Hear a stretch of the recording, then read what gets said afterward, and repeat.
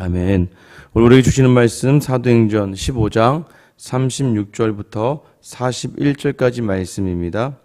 사도행전 15장 36절부터 41절까지 말씀. 같이 우리 한 목소리로 읽겠습니다. 며칠 후에 바울이 바나바더러 말하되 우리가 주의 말씀을 전한 각 성으로 다시 가서 형제들이 어떠한가 방문하자 하고 바나바는 마가라 하는 요한도 데리고 가고자 하나 바울은 밤빌리아에서 자기들을 떠나 함께 일하지 아니한 자를 데리고 가는 것이 옳지 않다 하여 서로 심히 다투어 피차 갈라서니 바나바는 마가를 데리고 배 타고 구브로로 가고 바울은 실라를 택한 후에 형제들에게 주의 은혜의 부탁함을 받고 떠나 수리아와 길리기아로 다니며 교회들을 견고하게 하니라. 아멘. 여러분 연약한 지체들을 보면 어떻게 해야 될까요? 연약하다는 것은 두 가지 의미가 있습니다. 하나는 아직 앞으로 좀 더 양육받고 훈련받으면서 세워져 가야 된다라는 개념이 있는 반면에 또 하나는 지금 어떤 일을 이 지체와 도모하고자 할 때 이 지체가 언제든지 일하는 중간에 상처를 주고 또 그냥 그 일을 내려놓을 수도 있다. 이 지체를 어떻게 해야 될까요? 실제적으로 저에게도 그런 경험이 있었던 것 같아요. 처음에 제가 이제 청년부 그때는 이제 청년부였을 때죠. 새로 오신 목사님께서 물론 제 은사가 되셨지만 새로 오신 목사님께서 굉장히 강하셨습니다. 성격이 굉장히 강하셔서 조그마한 실수 또 철저하지 않는 것 심지어 이제 어떤 생각을 가지고 계셨냐면 세상보다 더 치열하게 신앙의 생활을 감당해야 된다. 왜냐하면 너희가 주님으로 고백하는 삶 아니냐. 그러니까 주인이 여기 있는데 주인에게 가장 큰 충성을 하는 것이 그것이 옳은 삶의 모습이 아닐까. 목사님들마다 상황이 있겠죠. 근데 그것을 이제 제 친구가 제 친한 친구가 이제 어떤 행사를 준비하다가 한 2번 정도 이제 친구가 사정이 있어서 빠지게 된 거예요. 학교 일이 있어서. 근데 그 상황을 알게 되시고 굉장히 전체 청년들이 모인 자리에서 굉장히 화가 나신 거예요. 그래서 이제 빼라. 이제 그 아이를 빼라. 근데 순간 제가 좀 겁이 좀 없었습니다. 다들 이제 목사님 무서워서 아무 말씀 못 하고 있는데 제가 이제 목사님께 목사님 아니 그 연약한 지체를 데리고 가는 게 맞고 또 목사님이 그 아이의 상황도 다 모르시면서 어떻게 이렇게 빼라 말라 할 수 있습니까? 이제 순간 이제 교회 모든 지체들 뭐 선배들 있죠. 누나들 뭐 형들 동생들이 다 이제 긴장해서 재윤이 제가 왜 저래? 이제 목사님 엄청 화가 나셨고 저도 나름대로 화가 나고 둘이 엄청나게 이제 언쟁을 하다가 이후에 이제 분위기가 이제 되게 심상치 않게 되었습니다. 너 나중에 끝나고 좀 남아.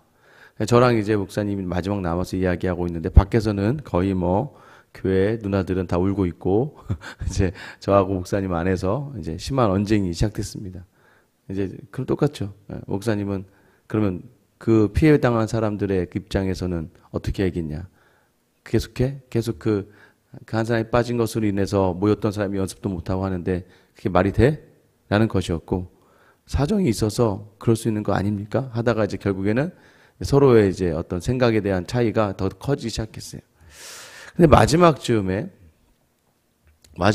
이 말이 서로의 화평을 이루어졌는데 그것이 무엇이냐면 너는 이 교회를 사랑하냐? 당연히 저는 이 교회를 사랑하죠. 왜냐하면 제가 어렸을 때부터 자랐고 제가 신앙생활 하다가 인격적으로 예수님을 만난 곳도 이곳이고 제 모든 학창 시절의 추억이 다 교회에 있고 또 모든 신앙생활의 기쁨이 다 교회에 있었기 때문에 거의 저는 뭐 교회를 사랑한다고 특별히 이제 공동체를 사랑한다는 확신이 있었습니다. 그래서 목사님도 나도 이 교회를 사랑한다. 본인도 이 교회 출신이고 또 담임 목사님이 본인의 아버지셨고 결국에는 이제 둘이 결론은 지어지길 그럼 우리가 서로를 인정하면서 한번 그 마음 다해서 교회 한번 섬겨보자 라는 결론으로 둘 다 내려지게 됐고요. 처음에 한 20명 남짓했던 청년부가 나중에는 100명 가까이 출석하는 그러한 성장을 또 경험하게 되는 그런 시작점이 아니었을까 생각합니다. 아마 거기서 경험했던 여러 가지 신앙의 유익들이 저를 아마 이 목회자의 자리로 인도하지 않았을까 생각해요.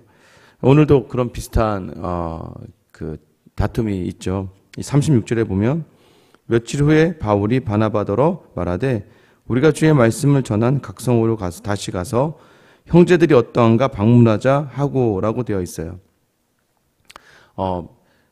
다시 갈라디아 지방입니다. 우리 지만 비시디아, 안디옥, 더베, 루스드라, 이고니온. 여기 이제 갈라디아 지방 처음 바울이 전도했던 지역을 갈라디아 지역이라고 이야기합니다.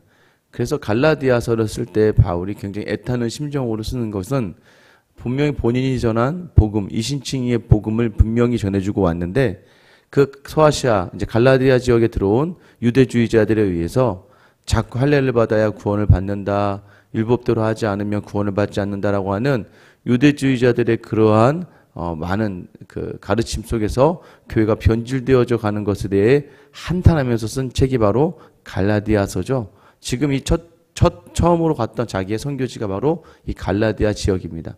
다시 그곳으로 가서 그 성도들을 만나서 어떠한지 한번 보자라고 바울이 바나바에게 이야기합니다. 여기까지는 좋았어요. 둘 다 오케이가 됐어요. 가려고 한 찰나에 37절에 보면 바나바는 마가라 하는 요한을 데리고 가자 하나 바울은 밤빌리아에서 자기들을 떠나 함께 일하러 가지 아니한 자를 데리고 가는 것이 옳지 않다 하여. 바나바는 우리 그때 갔던 마가 있잖아. 마가라고 한 요한. 우리 마가의 다락방 있잖아요. 그 다락방 주인입니다. 마가라고 한 요한. 또 이 마가는 마가복음을 썼던 사람이에요. 그 요한을 데리고 가자. 바나바는 위로의 아들이었습니다. 사울도 품었는데 마가 정도는 못 품겠습니까? 그러면서 이 요한을 데리고 가서 우리가 다시 그곳을 돌아보자. 그리고 하나의 그 기대도 있었죠. 요한이 그때 자기가 중간에 힘들다고 떠나갔던 그 지역이에요. 다시 가서 그에게 그 트라우마를 이기게 하고 그곳에서 어떻게 복음이 심겨졌는지를 보여줘서 그로 하여금 복음에도 확신을 갖게 하자. 여러분 이게 틀린 말 아니죠? 굉장히 위로의 아들답게 정말 사람을 세워나가는 귀한 그러한 마음 아니겠습니까? 그런데 바울은 어떻게 합니까? 아니 자기들을 떠나서 함께 일하지 아니한 자, 하나님의 일을 수고하지 아니한 자, 그곳에서 우리로 하여금 낙심하고 상심하게 했던 그 요한을 데리고 가는 것은 옳지 않다라고 하는 거예요. 그러니까 누가 옳고 누가 옳으냐에 보면 둘 다 이해가 되죠. 선교에 그 정말 하루하루 목숨을 걸고 치열함에 그 전쟁과 같은 그 자리에 서서 복음을 선포하는 자리에서 동역자가 그 자리에 떠나가 버리는 순간 굉장히 마음이 허무해지고 힘들어지지 않겠습니까? 교회의 사역이 그런 부분이 많죠. 특별히 왜냐면 이것은 돈을 주고 하는 일이 아니잖아요. 돈을 받고 하는 일이 아니지 않습니까? 돈을 받는 저희 교육자들이 어쩔 수 없지만 성도들에게 저희가 봉사하고 섬기는 일의 자리에서 여러분들이 아무리 잘 섬기다 갑자기 어느 날 저 하기 싫어요. 그걸 어떻게 잡아줄 수 있는 거리가 있겠습니까? 본인이 은혜가 떨어져서 못하겠다는데. 근데 중요한 건 뭐예요? 그렇게 한 사람이 그 자리를 딱 떠나가 버리면 남겨진 사람들이 받는 그 상실감이 되게 크고 굉장히 힘이 쫙 빠져버리죠.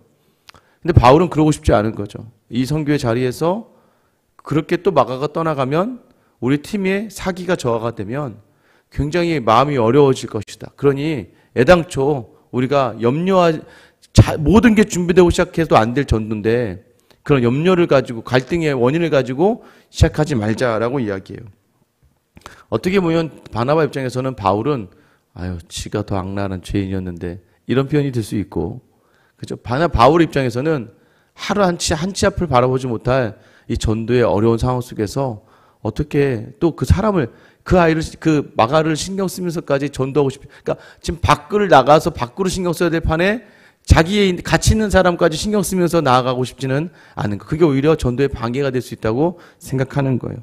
39절 보면은 서로 심히 다투어 피차 갈라서니 바나바는 마가를 데리고 배 타고 그브로로 가고 바울은 신라를 택한 후에 형제들에게 주의 은혜 부탁함 받고 떠나. 서로 심히 다투었다. 이 사도와 그 교사 또 교회 지도자 둘이 다투었습니다. 이 문장을 보면 우리는 여기서 다툼의 중심에 누구의 잘잘못이 있는지를 한번 따져봐야 되는 거죠. 근데 성경은 누구로 기울고 있나요? 바울로 기울고 있다 보니까. 왜냐하면 바나바는 이후부터 성경에 등장하지 않거든요. 그럼 바울이 맞구나라고 생각할 수 있습니다만은 이 본문에서 다투다라는 이 단어는요, 파룩시스모스라는 단어예요. 그러니까 이 단어의 의미는 여기선 다투다라고 쓰여지는데 히브리서 10장 24절 말씀 여러분 기억나세요? 서로 돌아보아 사랑과 선행을 격려하며라는 단어가 있습니다. 여기서 격려하며라는 단어가 바로 이 파록시스모스라는 단어가 그대로 사용되어집니다. 결국 다투다는 표현이 뭐냐면 서로 간의 의견이 맞지 않았음에도 불구하고 심히 서로 맞지 않았는데 그러나 그 다투면서 싸웠다는 개념들보다는 어떻게 해요? 서로 그러한 중에 서로의 자리를 인정하고 서로를 격려했다라는 그런 의미를 이 본문이 담고 있다는 거예요. 그러니까 바울과 바나바가 싸웠다가 아니에요. 둘 다 무엇입니까? 예수를 위해서라면 둘 다 언제든지 목숨을 내어 던질 수 있는 사람들이었고 바나바도 마찬가지 자기의 모든 것을 다 내어 던지고 그 그리스도의 제자가 되어 따랐던 사람이고 사울도 자기의 모든 세상적 지위와 바리새인으로서의 모든 권위를 다 내려놓고 지금 예수 그리스도께 자기의 모든 삶을 내어놓기로 헌신한 사람이었잖아요. 이 둘의 모든 것들은 다 그리스도 앞에 온전히 다 내려놓게 된 거예요. 그럼 뭐예요? 서로의 자리를 인정해 주었다는 거예요. 그러면서 어떻게 해요? 서로를 격려했다는 거예요. 마가로 인하여서 갈등이 생겼지만 그러나 이내 곧 그들은 각자 서로에게 주신 은사와 하나님을 사랑하는 그 마음을 인정하고 그곳으로 서로의 자리로 향하게 하였다는 것을 이야기합니다. 결국에는 뭐예요? 바울은 여러 사람을 세우기 위하여 목적을 정하고 나아가는 그런 전도의 방법이 있는 거고 바나바는 뭐예요? 한 영혼이라도 온전히 세우는 곳에 초점을 맞추는 사역이 있었다는 것이죠. 그러니까 무엇이 맞고 무엇이 틀리겠습니까?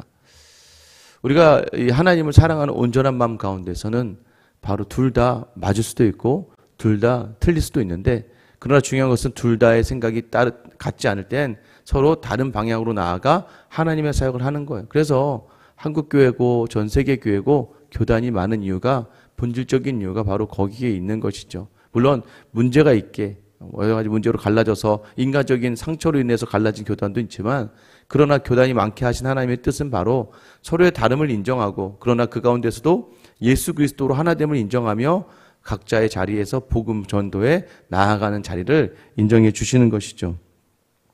결국 그 끝은 다 그리스도를 향하게 됩니다. 그 결과가 어떻게 됩니까? 41절 수리아와 길리기아로 다니며 교회들을 견고하게 하니라. 결국에는 바울은 이 원래 갈라디아 지역으로 다시 향하면서 교회를 견고하게 했다라고 이야기합니다. 여러분 왜 둘 다 오를까요? 둘 다 오른 이유는 둘 다 자신의 모든 것을 포기하고 자신의 권리를 포기하고 자신의 유익을 포기하고 자신의 편안함을 포기하고 온전히 주님을 따랐기 때문에 그러나 그들 가운데 분쟁이 있는 것처럼 보이지만 그러나 서로의 자리를 인정하였다라는 것입니다. 가정에서도 마찬가지고 교회에서도 마찬가지입니다. 우리가 본질적인 것이 아닌 것에 대해서 그렇게 다투고 싸울 필요는 없어요. 그러나 본질적으로 그 사람이 진실되게 하나님을 사랑하는 자리라면 그 사람의 자리를 인정해 주는 것이죠. 저도 교회 목회를 하다 보면 여러분 제 생각이 어떻게 다 맞겠습니까? 제 생각이 다 맞지 않는다는 것을 저도 알고 있습니다. 그래서 저도 가능하다면 어떤 일을 할 때마다 항상 주변에 우리 이제 성도님들에게 여쭤봅니다. 이건 이렇게 하면 어떨까요? 저렇게 하면 어떨까요? 계속해서 물어보고 서로 간에 합의가 되면 예루살렘 공동체가 그런 거였죠. 이방인들의 구원에 대해서 어떻게 할까? 서로 의견이 다르고 변론이 있었지만 마지막에는 어떻게 해요? 만장일치로 그 모든 것이 모아져야 된다는 것을 이야기하는 것입니다. 그럼 어떻게 하는 게 좋을까요? 상대방을 인정하고 그 인정한 대로 그것에 대해서 한번 따라가 보는 거죠. 따라가서 잘 되면 너무 감사한 거지만 안 되더라도 다시 그 잘못했던 것들을 데이터로 세워놓고 다시 교회가 원하는 바를 또 찾아서 가는 것이 오히려 더 다음을 위해서는 좋을 수 있죠. 그래서 저는 교회도 그러니까 부부들이 결혼할 때 그러잖아요. 신혼부부 항상 결혼하려고 오는 형제 자매들에게 저는 항상 얘기하는 게 있습니다. 싸우지 마라. 아유 어떻게 안 싸웁니까? 여러분은 안 싸우셨나요? 싸우죠. 중요한 건 뭐 잘 싸워라. 둘이 정말 잘 싸워야 된다. 왜 잘 싸워야 됩니까? 행위에 대한 것들에 대해서 서로 고칠 수 있는 부분들을 고치되 안 되는 부분에 대해서는 서로 인정해 주는 거예요. 인정해 주다 보면 너무 놀라운 건 부부는 서로 닮아가게 돼 있어요. 상대방이 원하지 않는 것에 대해서 바꾸게 되어져 있는 겁니다. 그래서 서로를 인정해 주면서 그 하루하루의 삶을 감당해낼 때 그 부부의 삶이 더욱더 유익해지는 것처럼 교회도 마찬가지예요. 교회도 잘 싸워야 됩니다. 어떻게 잘 싸워야 됩니까? 우리가 어떤 문제에 대해서 그 문제를 가지고 이야기해야 되는데 가끔 문제를 이야기하다 가끔 상대방 성도의 존재에 대해서 자꾸 존재감을 건드리기 시작하면 안 되는 것이죠. 우리가 생각할 때 이해가 안 된다고 해서 다 틀린 것은 아닙니다. 다르다는 것을 인정하고 다름에 대해서 내 의견을 이야기하지만 그러나 교회 대다수가 또 그 방향을 원한다고 한다면 특별히 또 목사님이나 중직자들이 그 방향을 원한다면 또 내 다름을 인정하면서 감당해낼 수 있는 그러한 것들. 그래서 갈등의 속에서도 여전히 우리가 누구를 놓치지 말아야 된다는 거예요. 예수 그리스도를 사랑하고 있다는 것을 놓치지 말아야 됨을 이야기하고 있습니다. 그래서 가정 안에서도 교회 안에서도 우리의 다름을 인정하면서 다툼과 변론이 있더라도 서로를 격려함을 놓치지 않는 성도의 자리가 필요하다는 것을 이야기하는 겁니다. 그래서 오늘 늘 먼저 하나님이 일하시고 계시다. 왜냐하면 어떠한 자를 통해서도 하나님을 사랑하는 그 사람의 길을 하나님이 보호하시고 지키시고 인도하시기 때문에 오늘도 여전히 내 다름을 인정하면서 각자의 자리에서 내게 주신 자리에서 최선을 다하고 그러나 다른 사람을 격려하며 축복할 수 있는 그런 믿음의 성도의 자리. 오늘 여러분의 가정의 자녀들을 마음껏 다르다고 해서 뭐라 하지 마시고 격려하시고 여러분의 남편과 아내에 대해서 다르지만 격려하면서 오늘 믿음의 본을 보일 수 있는 귀한 하루가 되시길 예수님의 이름으로 축원합니다. 시간 같이 한번 기도